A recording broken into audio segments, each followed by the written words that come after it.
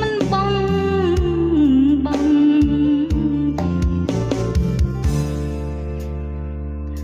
បន្ទប់ចំគ្នាក្តៅរងាតែយកអាសាយូរទៅខ្លាចជាស្នេហាជាសង្សារបាត់មុខមិនបា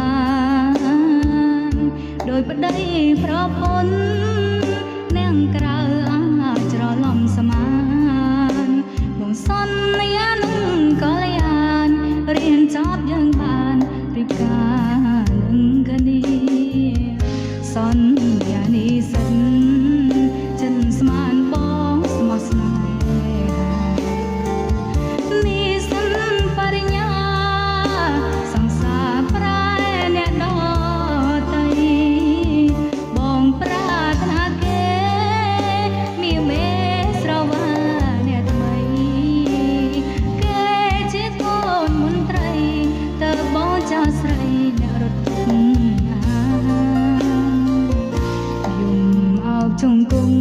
ល្ងងល្ងងជឿលងស្នេហាលងជឿ